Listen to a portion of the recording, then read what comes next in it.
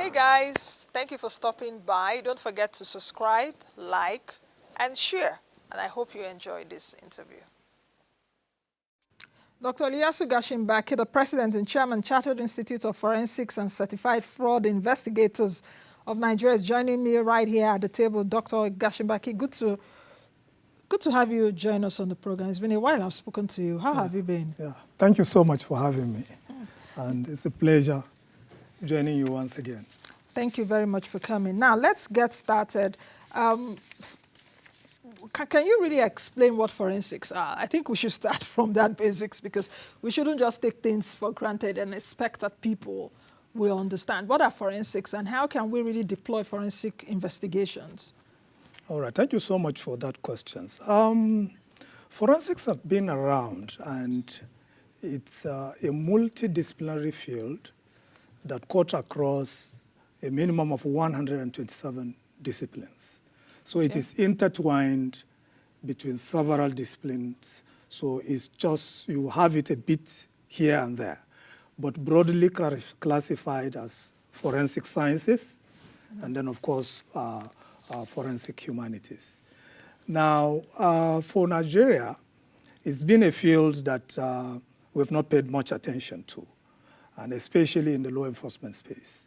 It should have been at the top banner maybe in the last 200 years, because it's almost impossible for you today to say you can police an integrated financial system or manage huge population like Nigeria and perform your functions as law enforcement agencies or offer financial services effectively to that population without the deployment of forensics. And further to this, better late than never, in 2020, President Muhammad Buhari signed into law the first legislation in this country that now deals with the regulations, training, capacity building, laboratory analysis of forensics in this country. And that's the role of the Institute. So how is your institute, because you're the president and the chairman, yes. How is your institute, fostering the awareness, the growth of forensics across board? Since you said it spans around 127 disciplines. Yes. Yeah, the Institute by law, Section 6 of the Institute Act, created what we call the multidisciplinary and multisectorial board of diplomats. This board of diplomats are quasi-board under the council. They report to the council, but they focus on the various areas of forensics. For example, forensic that relate to banking, that relate to insurance, that relates to digital, and all those core areas. So that's where the multidisciplinary and the multi-sectorial nature of what we do comes in. The other key issue that we have also is the Section 13 of the Act also established the Nigerian College of Forensics and Fraud Investigators. It is the first of its kind in the world, is the premier agency that will be responsible for training, regulation across board, anything to do with forensics. Has it started? It has started. Okay. The provost has been recruited, and we are at the initial stages of rollout of the institute. Okay. It will be fully digital. The idea is to not just provide forensic education and learning and practical tools within the shores of Nigeria, but it's also to feed the entire continent. Because, again, there is the entire continent, not just Nigeria, is lagging behind when it comes. So the college is there to power not just Nigeria, but the continent at large. Fortunately, we have gotten our first support. The EFCC came out to say, okay, while you are planning to roll out, domicile the institute in the EFCC Academy. Really? Yes. Wouldn't that be, is it a good strategy? Because you It's, almost took it out of my mouth. Like, what will be the role of EFCC, yeah. you know, in all of No, this? it's complementary. Yes. So the EFCC Academy has come of age. Yes. And just like universities, you have institutes, insights, and colleges. So what they are saying is that, look, as you are struggling to roll out the college, we are open, domicile it within the EFCC Academy. And so far, I think they have been very supportive because we hold all our activities, all our trainings there. And of course, we are the only body in this country that EFCC allows to use their facility. Because what sense does it make for you to use their facility today and tomorrow you are in their detention? Doesn't make sense. All right, so how do forensic laboratories now contribute to the deployment of forensic scientific investigation? So let's take a look at the applications now. Wide range of applications. Number one, the law also gave the Institute powers to establish forensic laboratories and to do analysis for law enforcement, for government, for private sector, and for even individuals. Now, I will give you small analysis to show how important this is. We have thousands of cases with the Nigerian police that requires a bit of forensic analysis and you are done. The same thing with the EFCC, the ICPC, all over. They have cases that forensic review is needed, but we don't have laboratories. So what the council have done this year is that we have approved the establishment of 5 forensic laboratories. Number one is the document forensic lab. Okay. The document forensic lab will analyze forged documents, forged certificates, any instruments, as long as it is a document. So the forensic laboratory will be responsible for that. And that will be applicable to eliminating, I will give you a small example. By the time that lab is up, I'm guaranteeing you, I'm saying this on TV, 2027 general elections, there is no way forged or questioned certificates will find its way into our electoral management space.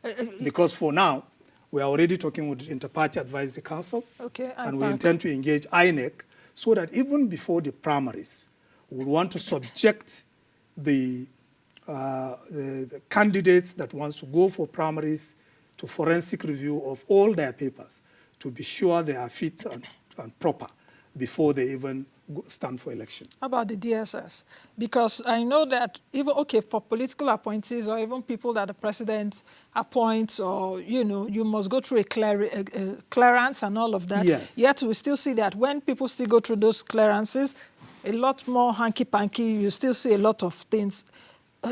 How would you now collaborate with the DSS, for example? Do you understand? Because you're saying, you're giving me a guarantee that if this is done, that will happen. we will not see any issue of forged certificates and all of that anymore. Yeah. You see, DSS... Or even what happened during JAMB, the JAMB saga with, the young lady's name? Tiny. We are talking about an election in Bayelsa that the whole governor, the election was nullified because of forgery. So the consequences in the electioneering management process is a lot. But what we are going to do is to complement what DSS is going to do. And our own idea of helping the parties, and that's why we are working with IPAC, the Inter-Party Advisory Council, where all the political parties are all together. And then together we'll go to INEC. They will put it in their regulations that would want to subject our certificates to forensic review before they go. It will save them the embarrassment that the country faces now. The INEC came out to say that they had 1,119 election petition cases during the 2023 general elections. Majority of those cases are cases that, again, forensic education will be very handy, and forensic tools and forensic analysis will be very handy in review. Further to that, that's just one lab. The second lab is the digital lab. Now, once that digital lab is, that one has to do with videos, servers, even the cyberspace, computers, and all of that. Now, we have seen what has happened with Binance. That was a clear, classical case of economic sabotage. And what we intend to do once that lab is also up, we would want to see that we help government and law enforcement agencies in making sure, and big tech companies, that the challenges associated with manipulations that happens within the digital space is significantly pushed back. So this is good news for them, and we are coming.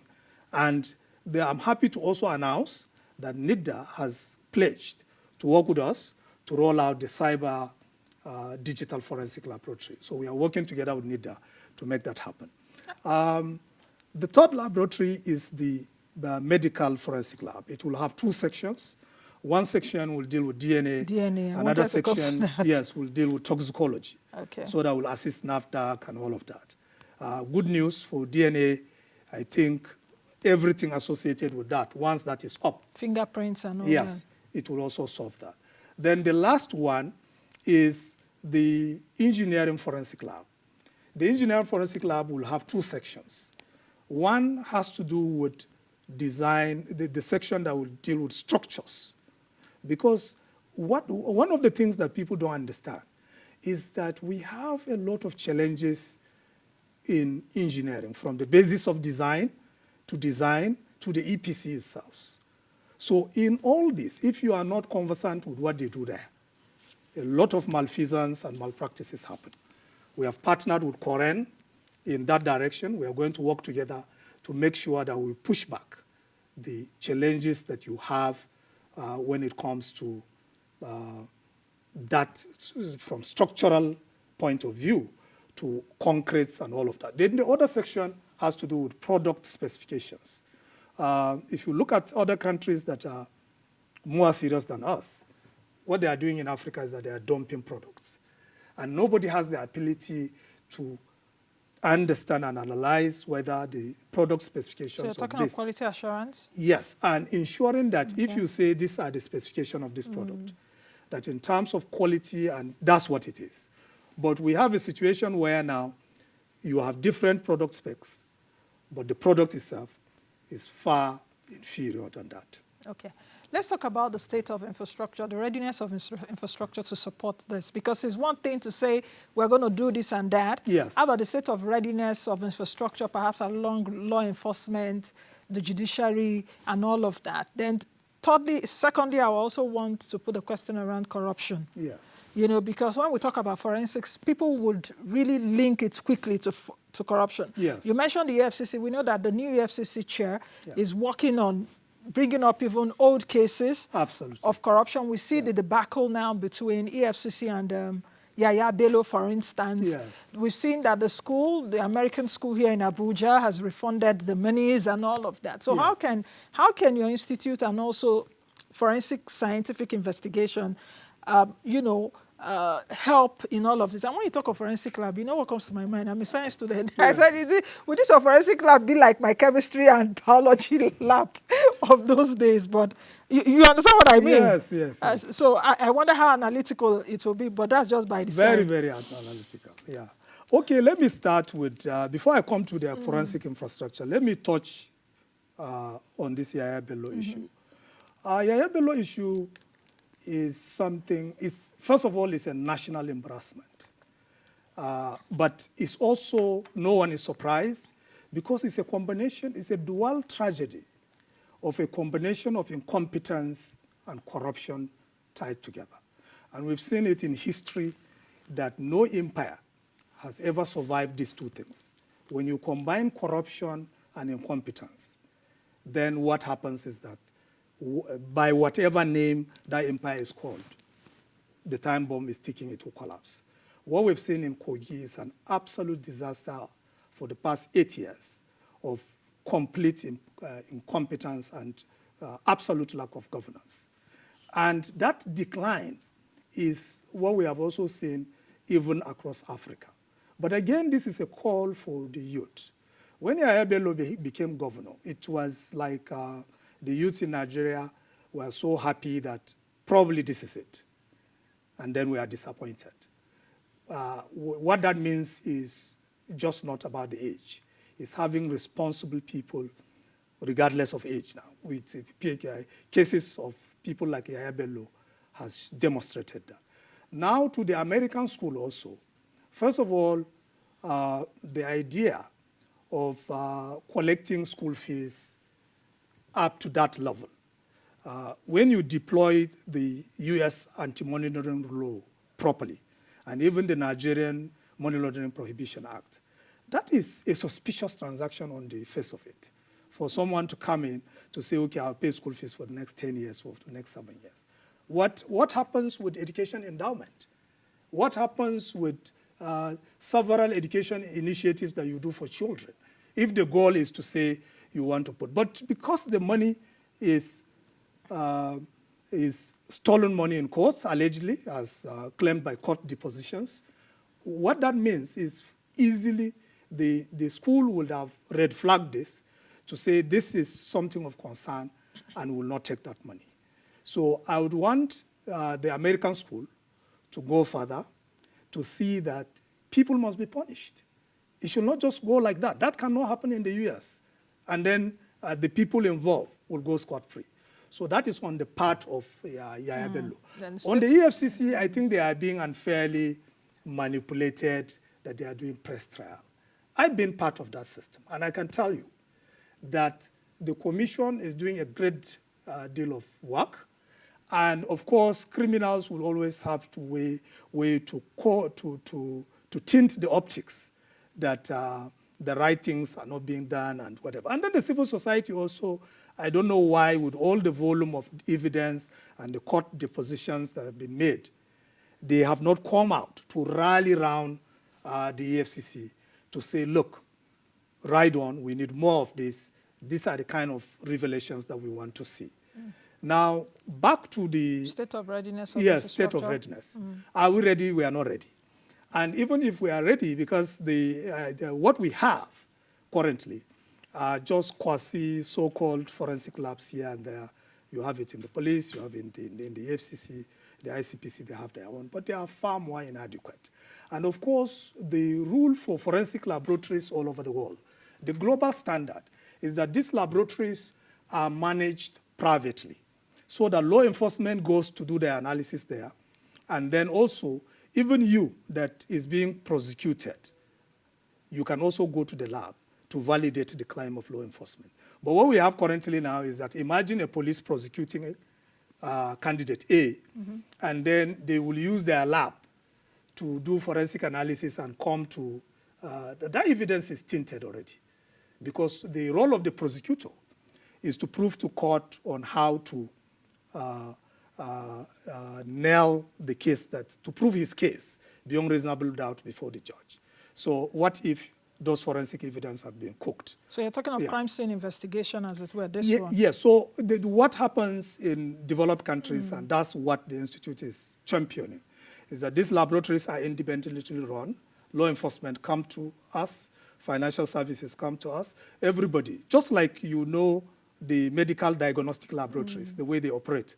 Hospitals send people there. So that's the way it's supposed to be, so that independently, whatever comes out of that, forensic experts can go and testify in court that this is it. And when you take it, because it is science and is backed by the protocols of science, by the time you take it to any court or you take it to any expert for further review, the outcome will not be different.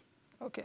How about, we'll just have a few minutes more, but let's talk about elections again. Back to elections. Yes, back to elections. Yeah. Would it help perhaps in voter registration analysis?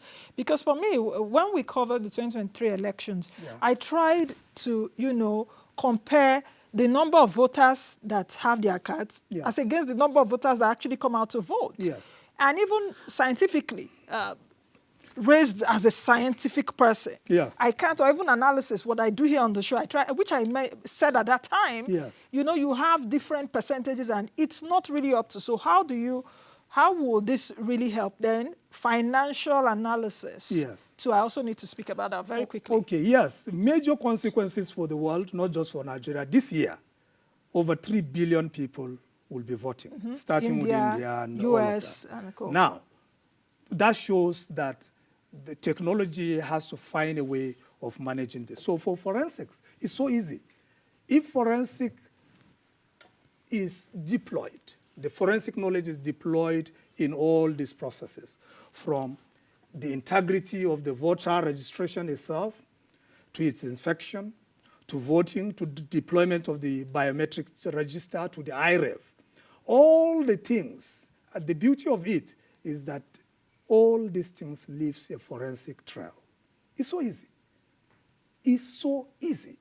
I get worried when we are still struggling with adjudicating on corruption case, on electoral cases, for 3 months. What are you doing for 3 months to prove an electoral fraud? If you deploy forensics, which will map out the sequence from the voter registration to whatever technology is being deployed, is very, very easy.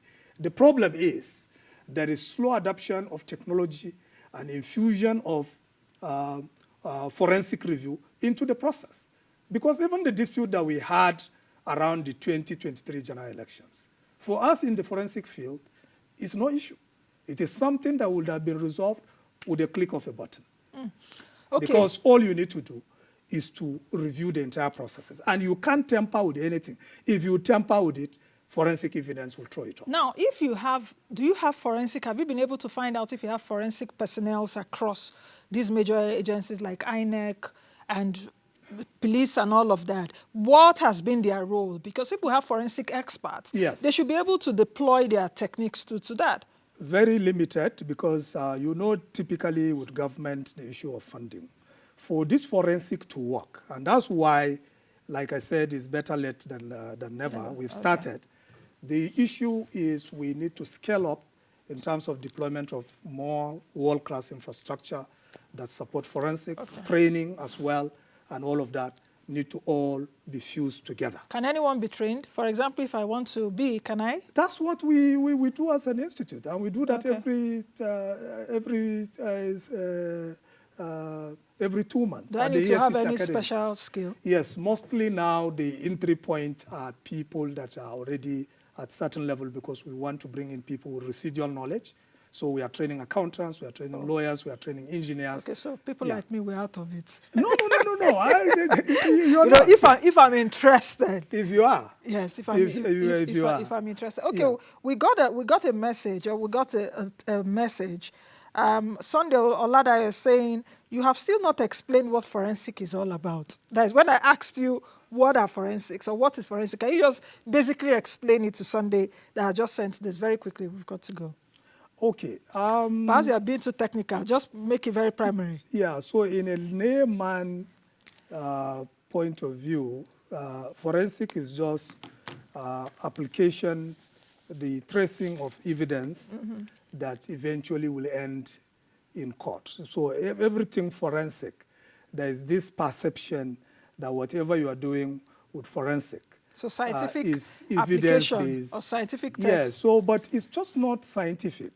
There is also the forensic humanities, and there is the forensic sciences. These are the two broad areas of forensic. So we will spend the whole day explaining, but in the layman point of view, anywhere you hear, at any time that word forensics comes to mind, is the review of what has happened and what will happen, and with a view of ultimately that will stand the test of legal, getting to the basis, legal getting to inquisitions. Truth. Okay. Yes. Thank you very much, Doctor, for coming. We hope to have you again. Thank you for having me. I follow what you're doing, so let's see. Since you've actually said I cannot be part of it, no problem. We'll be watching you all. Yeah. I've been speaking with Dr. Iliya Gashinbaki, who is the President and Chairman, Chartered Institute of Forensics and Certified Fraud Investigators of Nigeria. That's a mouthful. But that's our show today. Thank you all for joining us. Please join us again tomorrow for the final edition of the week. Don't forget to be the best you can be and be that change that you want to see. I am Nancy Naji. Bye for now. Thank you for watching. In case this is your first time watching us, thank you. Don't forget to subscribe to our YouTube channel, drop your comments as well as like, and most of all, share our content.